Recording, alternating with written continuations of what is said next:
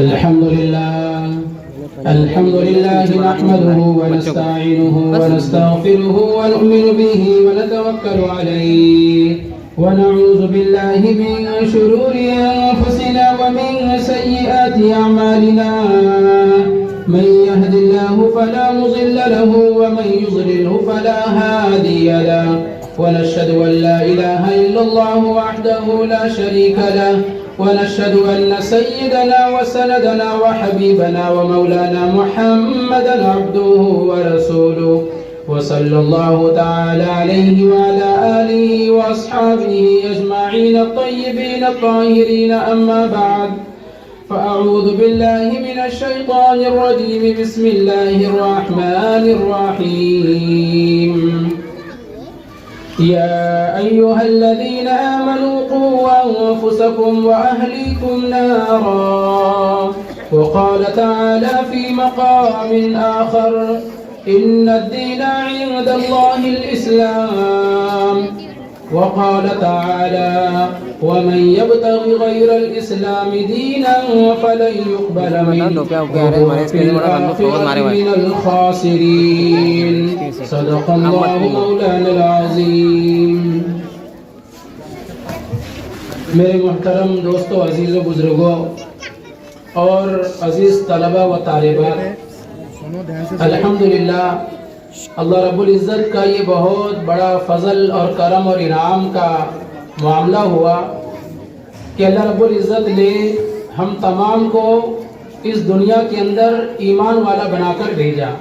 یہ اس دنیا کے اندر ہمارے اوپر اللہ کا سب سے بڑا احسان ہے اور یہ سب سے بڑی نعمت ہے. اس نعمت کے بغیر دنیا کے اندر ساری نعمتیں بیکار ہیں اور دنیا کے اندر جتنی بھی نعمتیں ہمیں مل جائیں اگر ایمان کی محنت نہ ملتی تو یہ دنیا کی نعمتیں دنیا میں دھری کی دھری رہ جاتی. تو اس پر ہم بار بار ہر مرتبہ اللہ کا شکر ادا کریں کہ اللہ نے ہم تمام کو ایمان والے گھرانے میں پیدا فرمایا. الحمدللہ. دیکھیے عزیز طلبہ و طالبات، سب سے پہلے کچھ باتیں یہ عزیز طلبہ اور طالبات سے ہے. الحمدللہ آپ لوگوں نے یہاں اس جلسے کے اندر جو تعلیمی مظاہرہ کیا، اس پر میں دل کی گہرائیوں سے آپ کو مبارکباد پیش کرتا ہوں کہ آپ قابل مبارکباد ہیں کہ آپ نے یہاں اسٹیج پر آ کر ہمت سے اور پورے جوش کے ساتھ میں پورے سال بھر آپ نے جو کچھ مکتب کے اندر پڑھا، آپ کے محترم اساتذہ نے آپ کو پڑھایا، تو آپ نے اس کو آ کر یہاں پیش کیا.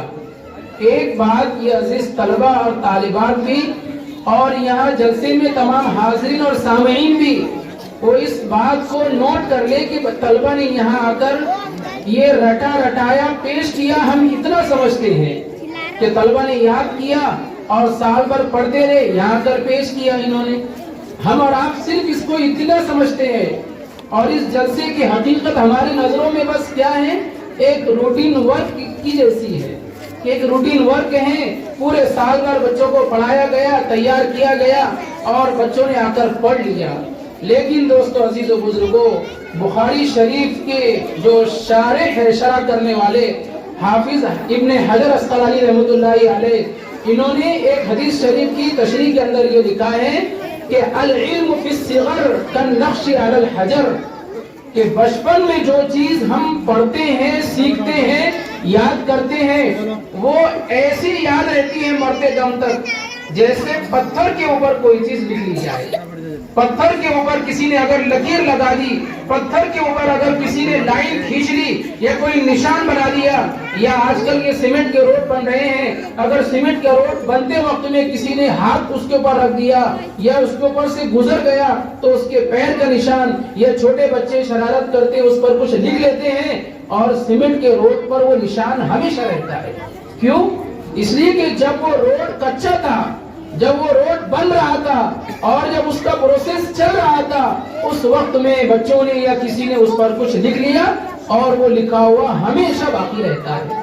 ایسے ہی مکتب کے اندر یہ بچے اور بچیاں جو عقائد پڑھ رہے ہیں، یقین جانیے یہ دنیا کے کسی بھی فیلڈ میں چلے جائیں، یہ دنیا کے کسی بھی کونے میں چلے جائیں، کسی بھی مذہب کے ماننے والوں کے ساتھ میں اٹھے بیٹھے کھائے پیے یا اپنے دنیا کے معاملات کو کریں، لیکن مکتب کے اندر کی ان کی یہ عقائد کی تعلیم ان کو کفر سے بچائے گی انشاءاللہ، ان کو شرک سے بچائے گی انشاءاللہ۔ اور یہ جو سنت نبوی بچوں نے جو دعائیں اور جو سنتیں اللہ کے نبی علیہ الصلوۃ والسلام کی یاد کیے ہیں اور یہاں آ کر پیش کیے، یا جنہوں نے پیش نہیں کیا لیکن مکتب میں یاد کیا اور مکتب میں پڑھ رہے ہیں، تو یہ بدعتوں سے بچیں گے، یہ خرافات سے بچیں گے، یہ رسم و رواج سے بچیں گے۔ جیسے مثال کے طور پر میں آپ کو ایک بات بتاؤں، ایک مثال دوں کہ اس وقت میں پوری دنیا کے اندر باطل طاقتیں اور باطل قوتیں یہ سب مل کر اسلام کو ختم کرنے کی کوشش کر رہی ہیں۔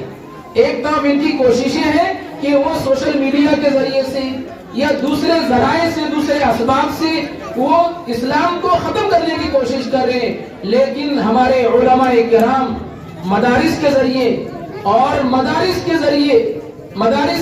اور مکاتب کے ذریعے سے اسلام کی جڑ کو مضبوط کر رہے ہیں۔ مدارس تو 5% یا 2% ہے، لیکن مکاتب کا یہ جو جال پھیلا ہوا ہے الحمدللہ یہ اسلام کی جڑ کو اور بنیاد کو مضبوط کرنے والا ہے۔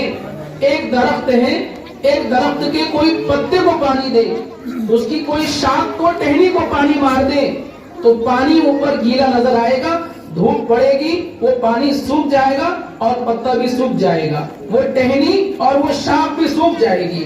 لیکن اگر کوئی درخت کی جڑ میں پانی پہنچا رہا ہے، کوئی درخت کے بنیاد میں فاؤنڈیشن میں پانی ڈال رہا ہے تو یہ درخت مضبوط رہے گا، پانی نظر نہیں آئے گا، پانی کسی کو دکھ نہیں رہا ہے، جڑ مضبوط ہو رہی ہے نظر نہیں آ رہا ہے، لیکن یہ درخت برابر پتے دے گا، برابر پھل لگیں گے، پھول لگیں گے، اس کی ٹہنیاں اور اس کی شاخیں بڑھیں گی اور وہ سایہ دے گا اور لوگ اس سے فائدہ اٹھائیں گے۔ اسی طریقے سے مسلمانوں کا کہ عقائد کا معاملہ ہے کہ یہ مکاتب کے اندر ان کی جڑ کو مضبوط کیا جا رہا ہے، ان کے عقائد کو مضبوط کیا جا رہا ہے، ان کو عبادت کا طریقہ بتایا جا رہا ہے کہ نماز کا طریقہ یہ ہے اور روزے کے احکام یہ ہیں، زکوٰۃ کے احکام اور مسائل یہ ہیں، عمرے اور حج کے یہ مسائل اور یہ احکام ہیں، گھر میں داخل ہونے کی سنتیں، نکلنے کی سنتیں، مسجد میں داخل ہونے نکلنے کی، کھانے سے پہلے کی، کھانے کے بعد کی، اور یہ ایک ایک عمل کی سنتوں کو بچوں کی زندگیوں میں داخل کر دیا جا رہا ہے۔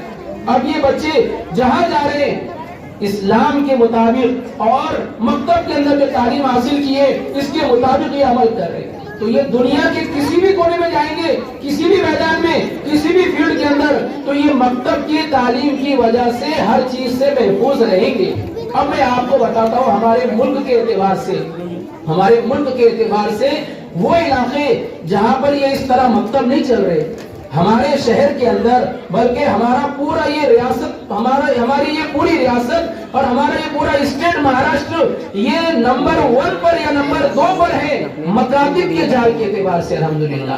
یہاں علماء نے اور یہاں کے مفتیان نے اور الحمدللہ اہل فکر نے اور کوشش کرنے والوں نے، مساجد کے ذمہ داران نے، ان لوگوں نے مکاتب کا ایسا جال پھیلایا ہوا ہے کہ چپے چپے پر انتظام ہے مکتب کا، ہر مسجد کے اندر مکتب نظر آتا ہے اور ہر جگہ یہ بچے اسلام کے عقائد، احکام، ساری چیزوں کو یاد کر رہے ہیں، تو ہم کو سمجھ میں نہیں آ رہا یہ نعمت کتنی بڑی ہے۔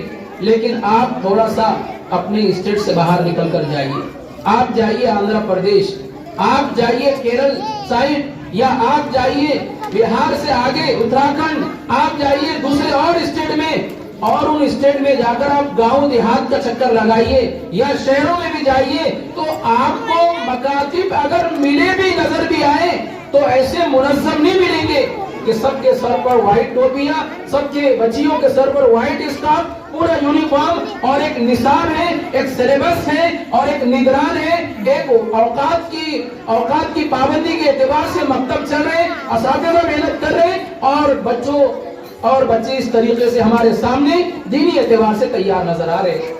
ملک کی ہمارے پورے ملک کے ارتداد کی، یعنی لوگ اسلام کو چھوڑ کر دوسرے مذہب میں داخل ہو رہے، اس کی ایک رپورٹ اتنی بھیانک ہے، اتنی خوفناک ہے، ان علاقوں کی جہاں پر مکتب نہیں ہے، مکاتب کا نظام نہیں ہے یا مکاتب کا نظام مضبوط نہیں ہے، وہاں کی رپورٹ یہ ہے کہ ان علاقوں کے اندر 20-20, 30-30% لوگ اسلام چھوڑ رہے ہیں. یہ معاملہ ہے. اور سب سے زیادہ کم پرسنٹ اور سب سے کم فیصد اسلام کو چھوڑنے والے اور بدعت و خرافات کے اندر اگر آپ کو کوئی اسٹیٹ اور کوئی ریاست اگر نظر آ رہی ہے تو وہ مہاراشٹر ہے. اور ہمارے شہر کی بات اس میں بھی پھر اور اوپر لیول پر شہر. یہ سب علماء اور یہ مکاتب اور یہ مدارس کی دین ہے. اس لیے اس مکاتب کی اہمیت کو ہم سمجھے.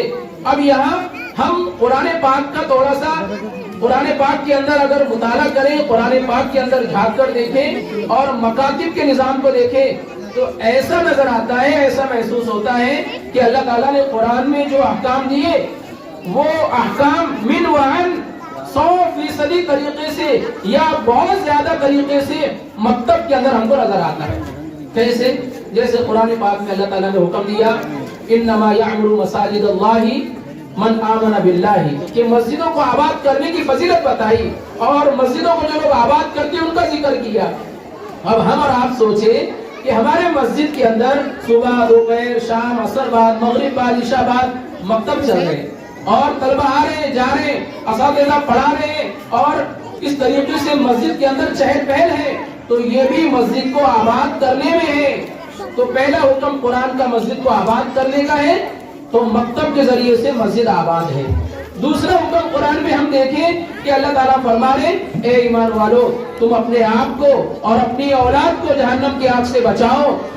تو پھر ہم مکتب کے نظام کو دیکھیں تو ہماری یہ علماء اور یہ مکاتب اور مدارس یہ ہمارے نونہالوں کو تعلیم دے کر جہنم سے بچانے کی فکر میں لگے ہوئے ہیں.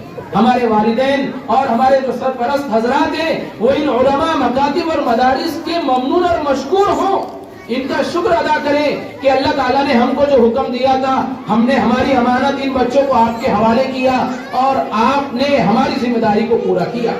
آپ نبھا رہے ہیں ہمارے فرض کو، ورنہ والدین کی یہ ذمہ داری ہے کہ اپنے آپ کو اور اپنے بچوں کو جہنم کی آگ سے بچائیں. اور یہ مکاتب کے اندر یہ پورا نظام ہو رہا ہے. پھر آئیے قرآن پاک میں 200 سے زیادہ مرتبہ نماز کا حکم ہے کہ آپ نماز کو قائم کیجئے. تو ہم دیکھیں کہ مکتب کے بچے اور بچیوں کو نماز کا طریقہ سکھایا جا رہا ہے. ہفتے میں ایک دن بچیوں کو کھڑے کیا جاتا ہے، بچوں کو کھڑا کیا جاتا ہے، ان کو برابر صف میں کھڑا کیا جاتا ہے. پہلے وضو سکھایا جا رہا ہے، پریکٹیکل وضو کے فرائض، وضو کی سنتیں، پھر اسی طریقے سے نماز کے فرائض، نماز کی واجبات، نماز کی سنتیں ان کو یاد کرائی جا رہی ہیں، موٹے موٹے مسئلے بتائے جا رہے ہیں. اور ہفتے میں ایک دن پریکٹیکل بچے اور بچیوں کو نماز پڑھائی جاتی ہے. کیوں؟ تاکہ یہ قرآن کا حکم پورا ہو. تو یہ مکتب کے ذریعے سے گویا کہ اللہ تعالیٰ نے 200 سے زیادہ مرتبہ جو قرآن میں نماز کا حکم دیا یہ مکتب کی شکل کے اندر اس حکم پر عمل ہو رہا ہے. اسی طریقے سے روزے کے حکم کو لے لیجئے، اسی طریقے سے عقائد کے حکم کو لے لیجئے اور دوسرے چیزوں کو لے لیجئے. تو مکتب کے اندر ایک ایک چیز پڑھائی جا رہی ہے، بتائی جا رہی ہے. اب ہماری کیا ذمہ داری ہے میرے دوستو عزیز و بزرگوں؟ ہماری ذمہ داری ہے قرآن پاک کی یہ آیت. قرآن پاک کے اندر پہلے پارے میں سورہ بقرہ کے اندر ام کنتم شہداء اذ حضر یعقوب الموت، کیا تم اس وقت حاضر تھے جب حضرت یعقوب علیہ السلام کا انتقال ہو رہا تھا؟ انہوں نے اپنی اولاد سے کہا اذ قال لبنیہ ما تعبدون من بعدی، اے میرے بچوں بتاؤ تم میرے بعد کس کی عبادت کرو گے؟ حضرت یعقوب علیہ السلام اللہ کے نبی ہیں اور ان کی اولاد کتنی نیک ہوں گی، نبی کے گھرانے میں پرورش پائی، لیکن یہ مرتے وقت میں اپنے بچوں کو بٹھا کر پوچھ رہے بتاؤ میرے بعد کس کی عبادت کرو گے؟ کیا کوئی شک کسی کے ذہن میں یہ شک آ سکتا ہے؟ کسی کے دل و دماغ میں یہ شک آ سکتا ہے کہ نبی کی اولاد کفر کرے گی یا اللہ کے علاوہ کسی کی عبادت کرے گی؟ ہرگز یہ خیال نہیں آ سکتا. لیکن کیا بات ہے حضرت یعقوب علیہ السلام کیوں پوچھ رہے ما تعبدون من بعدی؟ ان کے بچوں نے کیا جواب دیا؟ قالوا نعبد الہک و الہ آبائک ابراہیم و اسماعیل و اسحاق الہا واحدا ونحن له مسلمون. ابا جان آپ فکر نہ کریں، ہم ایک اللہ کی عبادت کریں گے، ایک الہ ایک معبود کی عبادت کریں گے جو آپ کا رب ہے آپ کے باپ داداؤں کا رب ہے حضرت ابراہیم و اسماعیل اور اسحاق، ان کا رب ہے جو ایک رب ہے، اور ہم اللہ ہی کے فرما بردار رہ کر زندگی گزاریں گے۔ یہ ہمارے مکتب کا مقصد ہے کہ ہمارے بچے مسلمان بن کر مرے۔ یہ ہمارے مدارس کا مقصد ہے کہ ہمارے مدارس سے ایسے لوگ تیار ہوں کہ جو امت کے اندر اس فکر کو پھیلائیں کہ امت کے اندر ایک بھی شخص دنیا سے اس حال میں نہ جائے کہ وہ اللہ کی فرما برداری کے علاوہ کسی اور چیز پر مرے۔ تو حضرت یعقوب علیہ السلام نے اپنی اولاد کے واسطے سے ہم تمام کو یہ پیغام دیا کہ اپنی اولاد کی فکر کرے، اپنی اولاد کی فکر کرے کہ ہماری اولاد اس دنیا کی زندگی کے اندر اللہ کے علاوہ کسی اور کی عبادت نہ کرے، ان کو موت آئے تو ایمان پر آئے۔ لہذا ان مکاتب کے ذریعے سے ہماری اولادوں کے ایمان کی فکر کی جا رہی ہے۔ ایمان کے لٹیرے، ایمان کے ڈاکو آج سوشل میڈیا کے ذریعے سے گھر گھر پہنچ چکے ہیں، بلکہ ہر پاکٹ اور ہر جیب کے اندر داخل ہو چکے ہیں۔ نہ جانے کب کون سی چیز ایمان کا خاتمہ کر دے اور ایمان ختم ہو جائے۔ اس کے لیے یہ مکاتب کی اہمیت کو ہم سمجھیں اور اپنے اولادوں کو، اپنے نونہالوں کو، اپنے بچے اور بچیوں کو مکاتب کے اندر داخلہ کرائیں۔ جو 11 سال تک کی بچیاں ہیں ان کو مسجد کے اندر تعلیم دلائیں، اور اس کے بعد کی بچیوں کی فکر کریں کہ کسی گھر میں، کسی ہال میں ان کے لیے مستورات کی تعلیم کا انتظام ہو۔ خاص طور سے کالج میں اور جو ہائی اسکول کے اندر پڑھنے والی لڑکیاں ہیں، بچیاں ہیں، ان کے لیے خاص طور سے تعلیم کا انتظام ہو۔ یہ وقت کا بہت بڑا تقاضا ہے۔ ہر کالونی کے اندر الحمدللہ مکتب تو ہو گئے، اور تعلیم بالغان کے نام پر بھی کچھ شروع ہو گیا۔ یہ دعوت و تبلیغ بچی کچی کسر پوری کر لیتی ہے، لیکن ہائی اسکول کے اندر جانے والی لڑکیاں اور کالج یونیورسٹیز میں جانے والی لڑکیاں، ان کی تعلیم کا انتظام اب تک کے جیسا ہونا چاہیے ایسا کسی خاص جگہ شروع نہیں ہوا الا ماشاءاللہ۔ تو آج یہ وقت کا بڑا تقاضا ہے، کیونکہ بڑے بڑے فتنے ارتداد کے یا اسلام چھوڑ دینے کے یا اور دوسرے، یہ انہی کے ذریعے سے ہمارے گھروں میں داخل ہو رہا ہے۔ عزتیں ختم ہو رہی ہیں، ناک کٹ جا رہی والدین کی، اس لیے بڑی لڑکیوں کے لیے خاص طور سے تعلیم کا انتظام ہو، ہمارا مکتب اس اعتبار سے ترقی کرے۔ ایک آخری بات کہہ کر میں اپنی بات کو ختم کرتا ہوں، وہ یہ ہے کہ ہم تمام کو اللہ رب العزت نے ذمہ دار بنایا، لہذا علماء مکاتب کے اندر، مساجد میں، مدارس میں یہ اپنی محنتیں کر رہے اور اپنے اعتبار سے اپنی ذمہ داریوں کو نبھانے کی پوری کوشش اور فکر کر رہے ہیں۔ لیکن اب ہم بستی والوں کی کیا ذمہ داری ہے؟ ہم بستی والوں کی یہ ذمہ داری ہے کہ ہم یہاں پر مکتب کا پورا تعاون کریں، مکتب کا پورا تعاون کریں، اور مکتب کے تعاون میں یہ ہے کہ اپنے بچے بچیوں کو مکتب میں بھیجیں اور فکر کریں کہ یہ کیا تعلیم حاصل کر رہے ہیں، اساتذہ سے ربط کریں، کانٹیکٹ میں رہیں اور معلوم کرتے رہیں کہ ان کا قرآن کتنا ہوا۔ جن بچے بچیوں کا قرآن ہو گیا تو ان کے حفظ کی فکر کریں، اور جن کا یہ 4-5 سال کا کورس ختم ہو رہا ہے تو ان کی عالمیت کی فکر کرے۔ ہر گھر میں ایک حافظ ضرور ہونا چاہیے اور ہر خاندان میں ایک عالم، ایک مفتی ضرور ہونا چاہیے۔